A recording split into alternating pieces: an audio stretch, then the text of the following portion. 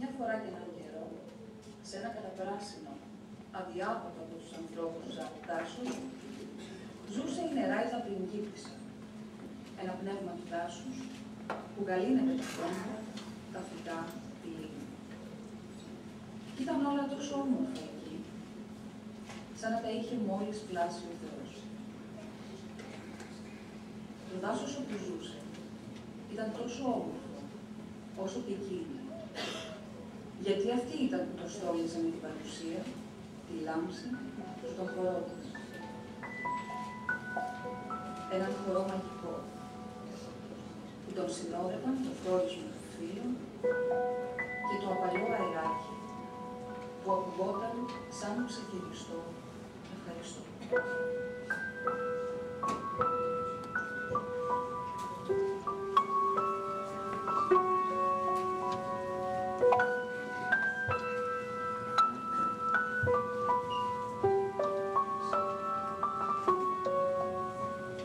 Στις παλάμη σου τον κάμπο ονειρεύτηκα γαλαξίες, μαστερίες και μαγεύτηκα στη σαφή σου το χορό νίκησα τον θάνατο. Σε ευχαριστώ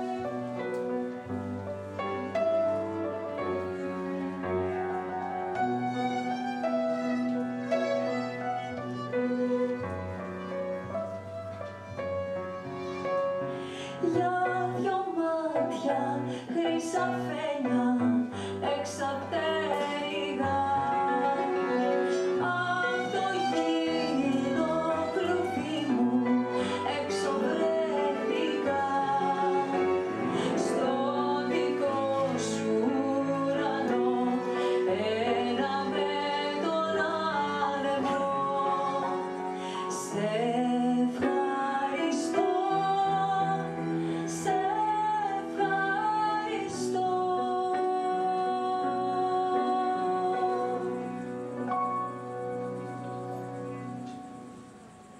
Ξημέρωναν οι μέρες, ο ήλιος χάιδευε τον τόπο και η νεράιδα πριγκίπισσα χόρευε, περνώντας και αγγίζοντας τα δέντρα με τα παλιά της χέρια. Ξάφνου, μια μέρα, ανάμεσα στις φιλοσιές, εμφανίστηκε ένας νεαρός άντρας, όμοιος ο ίδιος, αποφασισμένος να γνωρίσει όλον τον κόσμο. Και όπως παιχνιδιάβαινε στο δάσος, θαυμάζοντας την ομορφιά του, είδε την νεράιδα πριγκίπισσα να χορεύει. Μαγεύτηκε με μιας, έχασε τη φωνή του από τη λάμψη της και αναστέναξε βαθιά.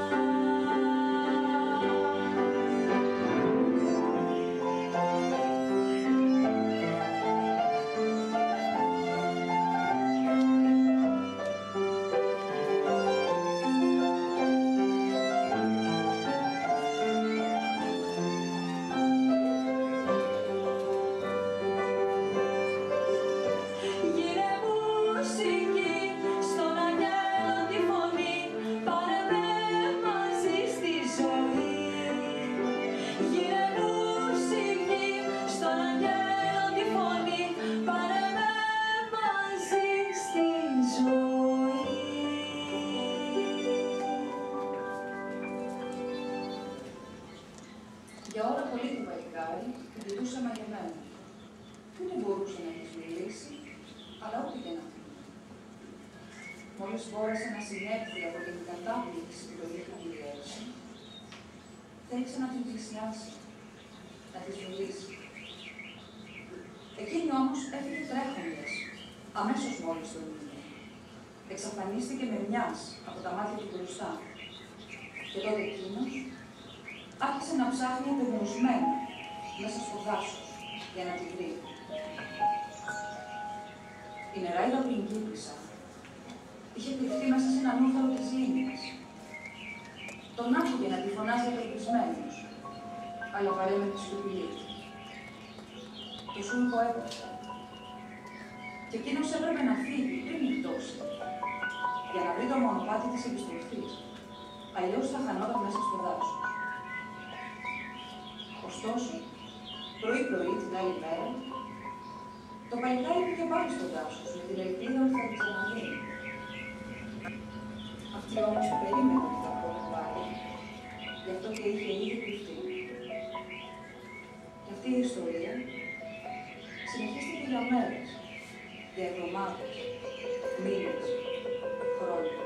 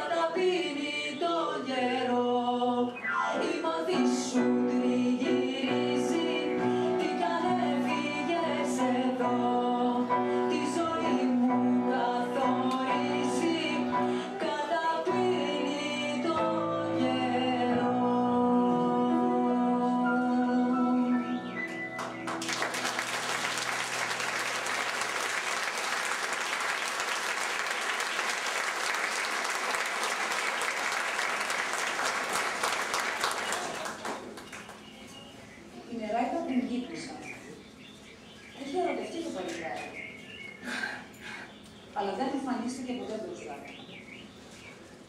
Ώσπου μια μέρα, εκείνος δεν θα ανοίγει πάλι το δάσος.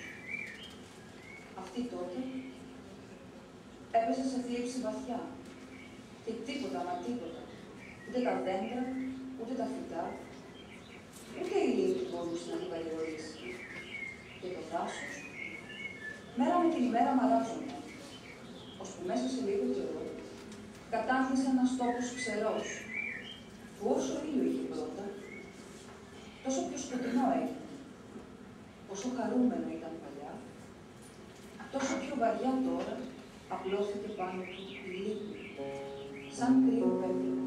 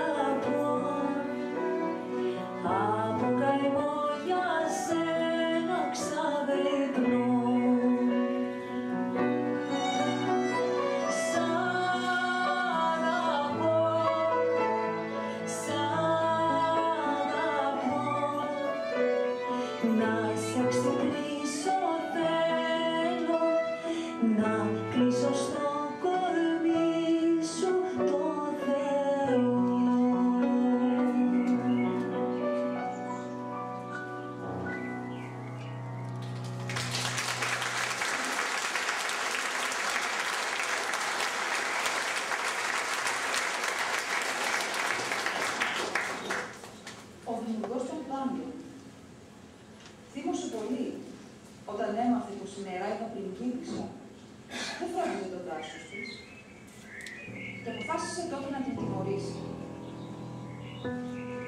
Την έδιωξε λοιπόν από εκεί και την έκλεισε σε ένα κρύο, σκοτεινό και απέσιο μέρος, όπου την καταδίκασε να ζει με τα στοιχιά και τα κακά πνεύματα.